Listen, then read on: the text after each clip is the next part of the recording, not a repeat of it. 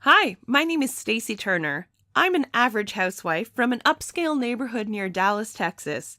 I say average because I am no beauty queen, but I'm not bad looking either. I do take care of myself.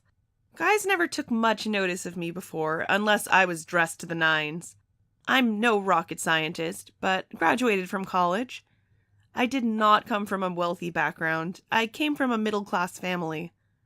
I always considered myself average, a plain Jane. I used to dream of living in a big, beautiful house, but wasn't sure if that would ever happen. But now I'm living in a beautiful, pricey neighborhood in a new 2-story house that resembles a castle. Everything in my house is top quality, and I don't even have to clean it.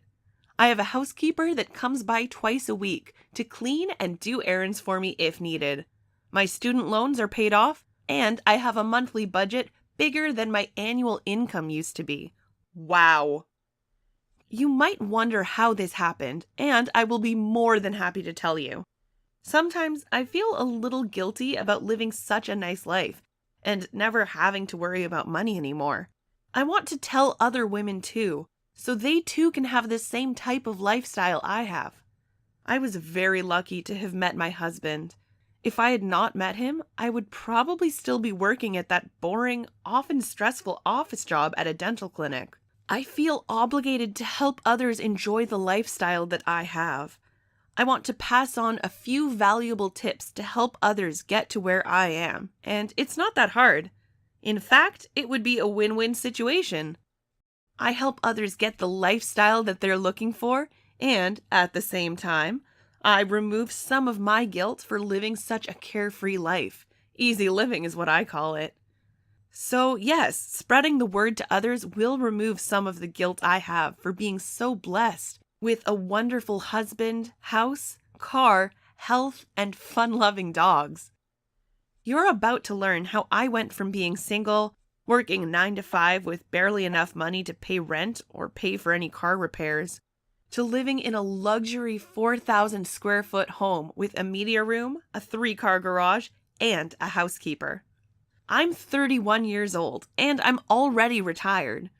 The past few years have been interesting, to say the least. I had an office job at a dental clinic in Dallas about 3 years ago. My roommate and I struggled each month to come up with the rent and monthly bills. Today I live in the suburbs of Dallas with my wonderful husband and our 2 energetic golden retrievers. After getting married, I no longer needed to work. I said goodbye to my coworkers and settled into my new position as a housewife. I can tell you right now, this ain't bad. In fact, the financial freedom I now have buys me a lot of time to do things that I have wanted to do for quite a while. I shop, I have hobbies like painting and writing, I attend yoga classes, and have some ideas for starting a business. My husband and I are not wealthy, but we do have a comfortable income. In fact, I often think if I had not met my husband 3 years ago, I would probably still be working at that clinic and struggling to pay my bills each month with my roommate. I bet if you're like me and you experienced something great in your life, you'd want to share it with the world, or at least tell some people so they could enjoy the same blessings that you've received. In order to reach as many people as possible and do the most good, I decided to write this book because, believe me, I am as average as they come. And if this can happen to me, it can happen to you. In fact, since living in my neighborhood, I have heard many stories from other women recalling how they met their husbands. Women love to ask each other, "So, how did you meet your husband?" I think that I have met just about everyone on my street and the surrounding neighborhood, and I can tell you after living here, these other ladies are just like you and me and most everyone else. They are not beauty queens or pageant winners, though most do take good care of themselves and present themselves well. But they all have something in common. They wound up living in a very upscale neighborhood with great schools, parks, new shopping centers, and restaurants. Over a period of 1 year, I made a point to talk to as many of my female neighbors as possible. I was hoping to meet about 100 wives, but I ended up talking to over 250. After learning how they met their husbands, I secretly wrote down each story, thinking I might write a book someday, and that's just what I did. Now my book is available for every woman who wants to read and learn from others. It was interesting.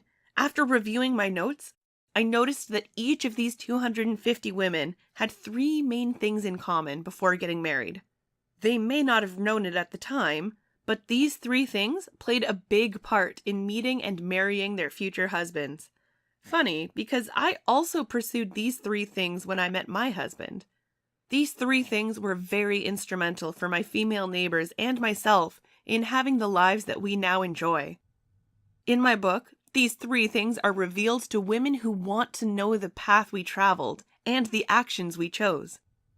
That is what I am doing. I am telling single ladies out there, or ladies who desire a better relationship with a different partner, please come join us.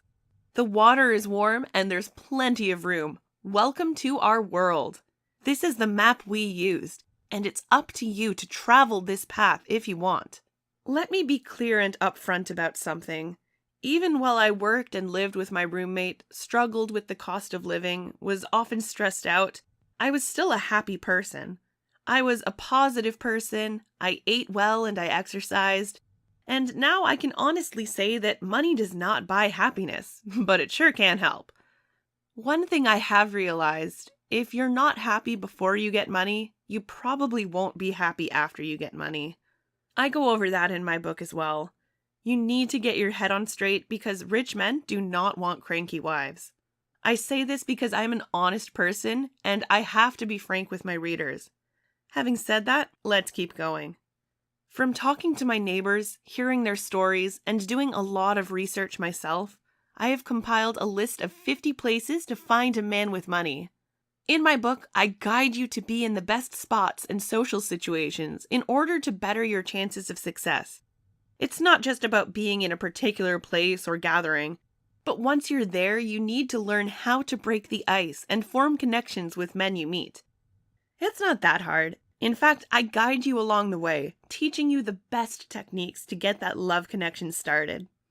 If you're stuck in a rut, I can help you get out of it. We will do it together.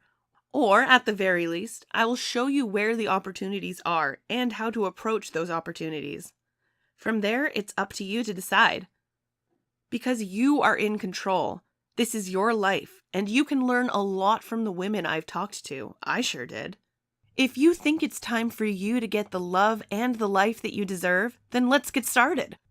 Order right now, and let's meet on page 1 of How to Get a Good Man with Money and Get a Great Life. 50 Secret Ways.